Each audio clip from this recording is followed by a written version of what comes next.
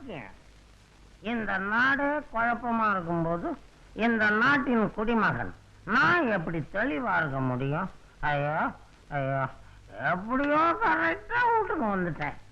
எவ்வளவு குடிச்சாலும் ஸ்டடியா இருப்பேன். ஏமா அக்கா இன்னும் வரலையா? அக்கா அக்கா இன்னும் வரல. ரொம்ப நல்லதா போச்சு.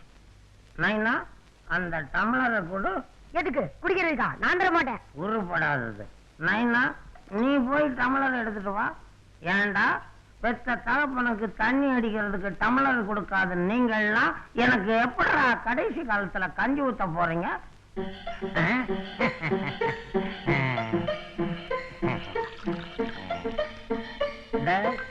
நீ தாண்டா என் பிள்ளையா நீ எப்ப வந்த?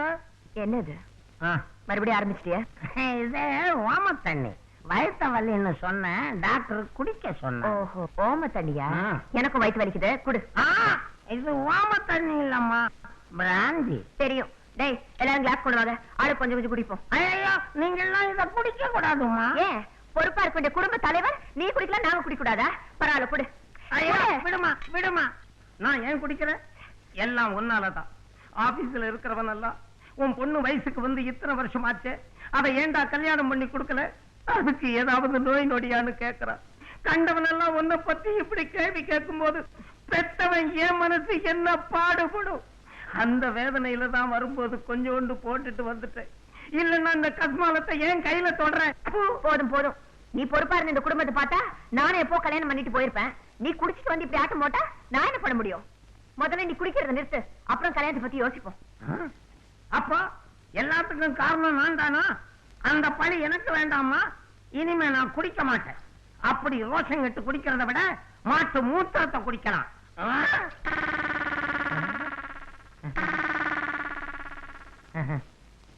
இன்னைக்கு ஒரு நாள் குடிச்சிட்டு நாளையில இருந்து நிறுத்திடுவோமே.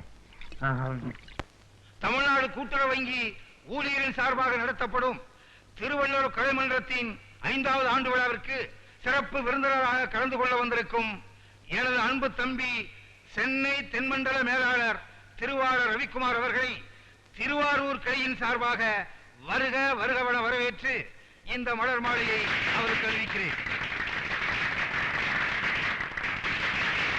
அடுத்து நடக்கவிருக்கும் நமது ஒரு நிமிஷம் என்னப்பா, தமிழ்நாடு கூட்டுறவு வங்கியுடைய ஒருங்கிணைப்பு தலைவரும் நம்முடைய திருவள்ளுவர் கலைமன்றத்தினுடைய ஸ்தாபகருமாகிய ஐயா வள்ளுவர்தாசனுக்கு இந்த மலர் மாலையை மாணிக்க மாலையாக உங்கள் சார்பாக சூட்டுகிறேன். திருவாரூருக்கு என்று பல வரலாறுகள் உண்டு. ஆடல் பாடல் போன கலைகளுக்கு பெயர் போன ஊர் அது. அழகுக்கு அழகு செய்வது போல செல்வி அமுதா அவருடைய நாட்டியம் உயர்ந்த கலைரசனையோடும் நல்ல குடும்ப பாங்காகவும் இருந்தது. அவருக்கு என்னுடைய பாராட்டுகளை தெரிவித்து உங்கள் அனைவரின் சார்பாக இந்த பரிசை வழங்குகின்றேன். செல்வி அமுதா.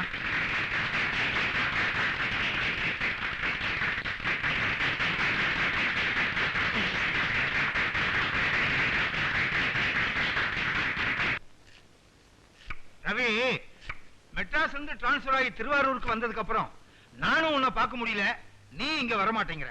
உன்னை எப்படியாவது இங்க வரவழைக்கணுங்கிறதுக்காகத்தான் இந்த ஃபங்க்ஷனுக்கே ஏற்பாடு பண்ணேன். ஃபங்க்ஷன் எப்படி? ரொம்ப பிரமாதம் சார். உங்களுக்கு எதுக்கு இந்த வேலை எல்லாம்? நான் பாத்துக்க மாட்டேனா? நீயா பார்க்க சொன்ன? நானா தானே பாத்துக்கிட்டு இருக்கேன். விடு. இப்படிதாங்க சொல்ல சொல்ல கேட்காம எல்லாத்தையும் இவரே இழுத்து போட்டுன்னு செய்யறாரு. அக்கம் பக்கத்துல இருக்கவங்க என்ன ஒரு மாதிரியா பேசுறாங்க. என்ன ஒரு மாதிரியா பேசுனாங்க? என்ன பண்ணீங்க? வெங்காயம் வெட்டினேன். சும்மா இருங்க. இப்படிதாங்க என் பேச்ச கேட்காம நேத்து என் புடவை துவச்சு கொண்டு போய் மாடியில காயப்பட போனார். அதை பார்த்துட்டு இருந்த ஏத்து விட்டு பொம்பளை வர வர வள்ளுவர் தாசன் பொண்டாட்டி தாசன் ஆயிட்டான்னு சாடி பேசுறா. என் பொண்டாட்டிக்கு தானே நான் தாசனா இருக்கேன், இன்னொருத்தன் பொண்டாட்டிக்கு தாசனா இல்லையே. விடு, நீ போய் வேலையை பாரு. ஆமா, எல்லாத்துக்கும் ஒரு பதில் வச்சிருப்பீங்க. ஏங்க, அவங்கதான் சங்கடப்படுறாங்களே, பேசாம இந்த டிபார்ட்மெண்ட் அவங்ககிட்டயே ஒப்படைச்சிட வேண்டியதானே? ரவி, ஊர் உலகத்துல என்ன நினைக்கிறாங்கிறத பத்தி எனக்கு கவலையே இல்ல. என் மனசுக்கு எது நியாயம்னு படுதோ அதைத்தான் நான் செய்வேன். குடும்பத்துல ஒருத்தர் கஷ்டத்தை இன்னொருத்தர் பங்கெடுத்துக்கிறதா சந்தோஷமே இருக்கு. அந்த சந்தோஷத்துக்கு இணையா வேற எதுவுமே இல்லைன்னு வள்ளுவரே சொல்லியிருக்காருப்பா. கேட்டுக்கிட்டே இருக்கியே, அந்த சந்தோஷத்தை நீ எப்ப அனுபவிக்க போற? நம்ம குடும்பம் தான் நவகிரகமாச்சே, ஒருத்தர் மூஞ்சி ஒருத்தர் பாத்துக்காதுங்க. இது எல்லாத்தையும் சரி கட்டுற மாதிரி ஒரு பொண்ணை எதிர்பார்க்கிறேன். ஆக உனக்கேத்த மனைவி வேணுங்கிறத விட உன் குடும்பத்துக்கேத்த மருமகம் வேணுங்கிற. அப்படி யாரு நமக்கு தெரிஞ்சவங்க இருக்கா? நேற்றுக்கு டான்ஸ் அடிச்சே அமுதா. நான் நினைச்சேன் நீ சொல்லிட்டப்பா. ரொம்ப அருமையான பொண்ணு, நம்ம ஸ்டாஃப் தான். என்ன அவங்க குடும்பம் ரொம்ப ஏழ்மையானது, சீரு செட்டு எதுவும் செய்ய முடியாது. அத பத்தி எல்லாம் கவலை இல்லைங்க, பொண்ணு நமக்கு பிடிச்சிருந்தா போதும். வீடு நான் சமாளிச்சிடுறேன். ஒரு முக்கியமான விஷயம் என்ன? குடும்பம் ரொம்ப பெருசு, அது கவனிச்சுக்கவே அவளுக்கு நேரம் சரியா இருக்கும். அதனால கல்யாணத்துக்கு அப்புறம் பொண்ணு வேலைக்கு எல்லாம் போக முடியாது. இது விஷயமா நீங்க அவங்க அப்பா கிட்ட கொஞ்சம் தெளிவா பேசணும். வேலைக்கு போகக்கூடாது. சரி, அவங்க அப்பா கிட்ட நான் பேசிக்கிறேன். நீ பத்திரிக்கைலாம் அடி. கல்யாணம் முடிஞ்ச மாதிரிதான். அப்புறம் சமையல நான் தான் பண்ணுவேன். ஜமாயிங்க. அப்புறம் ஒரு முக்கியமான விஷயம், மாப்பிள்ளை சொன்னாரு பொண்ணு கல்யாணத்துக்கு அப்புறம் வீட்டோட இருக்கணும், வேலைக்கு போக கூடாதுன்னாரு.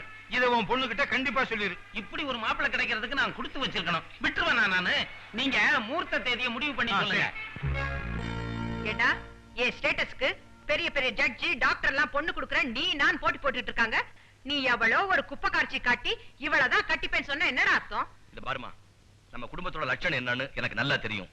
அந்த மாதிரி பொண்ணு வந்தா தான் நம்ம குடும்பம் உருப்படும். நான் அவளை தான் கட்டிக்குவேன். ஓகே. இன்னும் பல வீடியோக்களை காண சன் லைஃப் சேனலை சப்ஸ்கிரைப் பண்ணுங்க.